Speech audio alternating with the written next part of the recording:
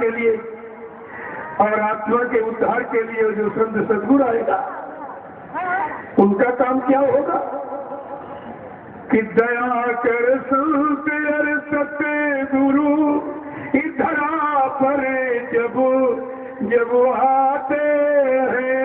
दया कर संत और सतगुरु धरा पर जब जब आते हैं। फंसे भव जाल में जीवों को निज बल से उठाते हैं।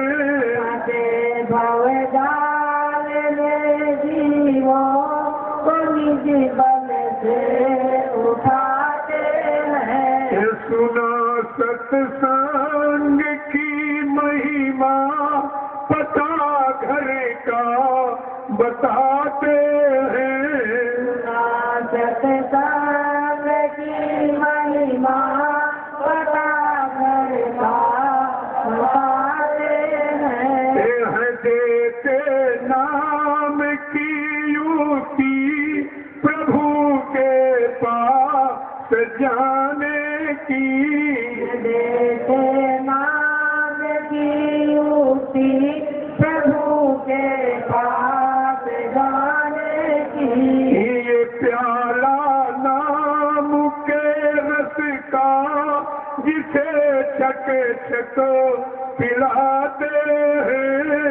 प्याला नाम के रस का जिसे छक छक पिलाते हैं। दया कर संत और सतगुरु धरा पर जब जब आते हैं। दया कर संत और सतगुरु धरा पर जब जब आते हैं। फंसे भव जाल में जीवों को निज बल से उठाते हैं। भव जाल में जीवों को निज बल से उठाते हैं। युगों की भूल बिछुड़ी आत्मा रोती बिलखती है। युगों की भूल भटकी आत्मा रोती बिलखती है। सहारा नाम का देकर इसे अपना बनाते हैं। सहारा नाम का देकर इसे अपना बनाते हैं। दया कर संत और सतगुरु धरा पर जब जब आते हैं। दया कर संत और सतगुरु धरा पर जब जब आते हैं। फंसे भव जाल में जीवों को निज बल से उठाते हैं। फंसे भव जाल में जीवों को निज बल से उठाते हैं। जला कर कर्मों की ढेरी करा कर से वतन मन की जला। कर कर्म की ढेरी करा कर से वतन मन की। ये कर्मों की रिहाई का जिसे जरिया बताते हैं। कर्मों की रिहाई का जिसे जरिया बताते हैं। दया कर संत और सतगुरु धरा पर जब जब आते हैं। दया कर संत और सतगुरु धरा पर जब जब आते हैं। फंसे भव जाल में जीवों को निज बल से उठाते हैं। भव जाल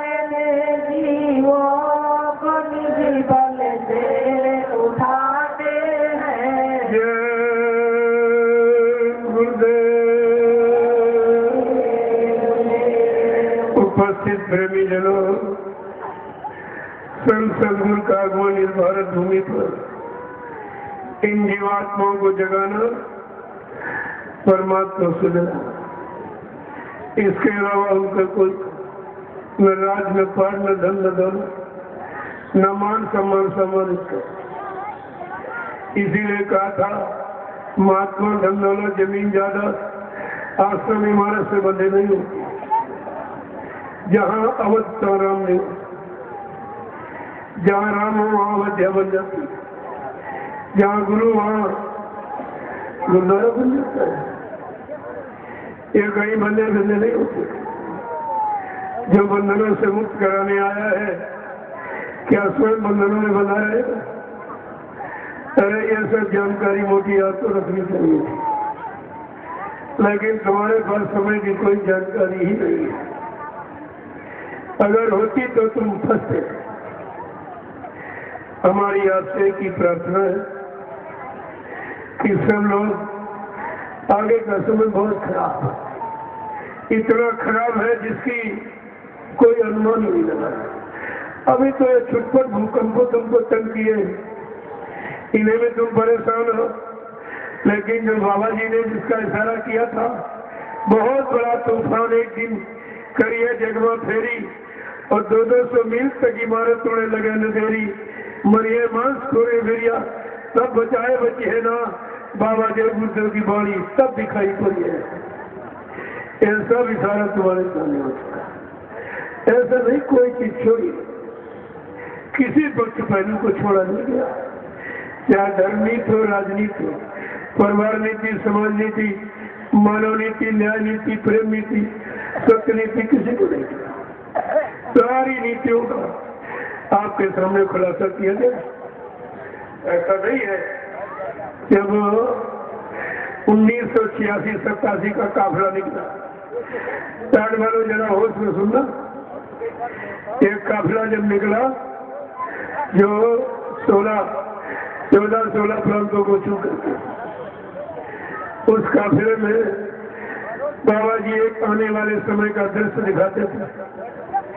महात्माओं के यहाँ प्रदर्शन नहीं, आत्मदर्शन ही होता है।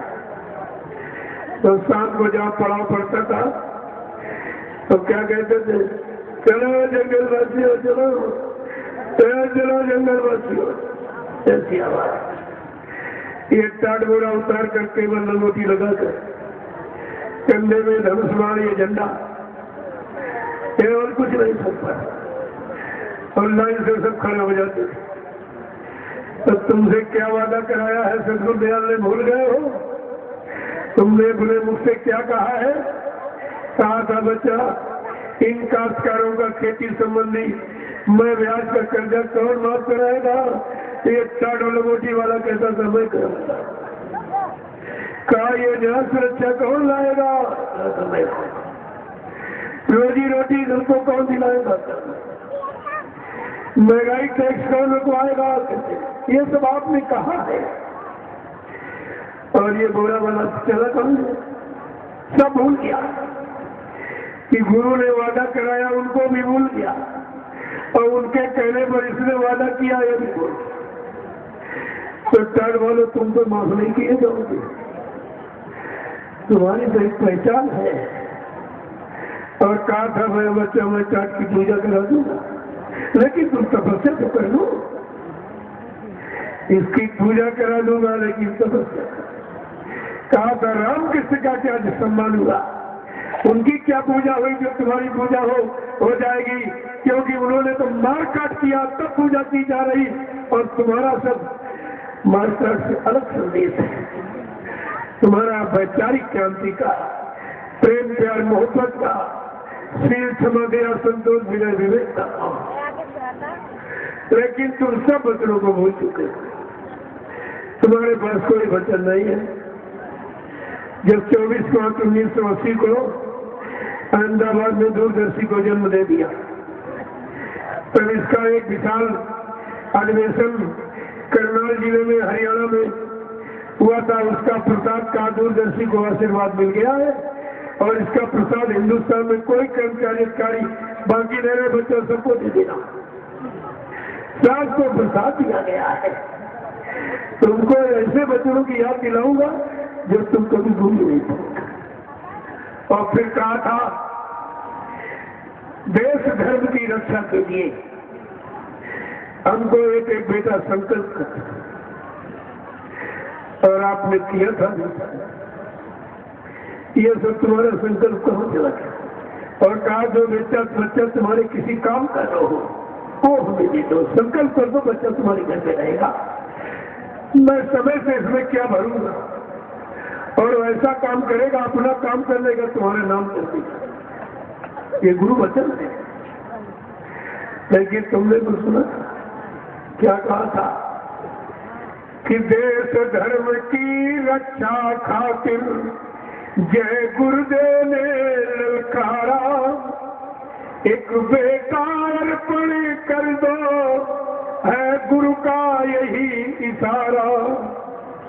माँ बहनों की लाज बचाने हित पैगाम उचारा, ये न्याय सुरक्षा लाने को दूरदर्शी अस्त्र संभारा। एक बेटा अर्पण कर दो है गुरु का यही इशारा। देश धर्म की रक्षा खातिर जय गुरुदेव ने ललकारा, एक बेटा अर्पण कर दो है गुरु का यही इशारा। फिर का प्रेमियों में शंका न हो, का हर युग में ऐसा किया गया जो परिवर्तन करने आया। त्रेता में जब विश्वामित्र ने ये धर्म का मंत्र उचारा, त्रेता में जब विश्वामित्र ने धर्म का मंत्र उचारा, राजा दशरथ से जा मांगी राम लखन दो तुम्हारा, एक बेटा अर्पण कर दो है गुरु का यही इशारा। द्वापर में नारद जी ने सोचा था यही विचारा, द्वापर में नारद जी ने सोचा था यही विचारा कि भादो मास धियारी गोकुल भेजो कृष्ण कुमारा, एक बेटा अर्पण कर दो है गुरु का यही इशारा। सतयुग में हरिश्चंद्र सत्यहित एक पुत्र से किया किनारा, सतयुग में हरिश्चंद्र सत्यहित पुत्र से किया किनारा। और धर्म के खातिर मोर ध्वज ने चलाए पुत्र पर यारा, एक बेटा अर्पण कर दो है गुरु का यही इशारा। आजाद भगत नेता सुभाष आजादी के रखवारा, आजाद भगत नेता सुभाष आजादी के रखवारा। कहे गुरुजी ये सुंदर अवसर तुम्हें मिली न बारंबारा, एक बेटा अर्पण कर दो है गुरु का यही इशारा।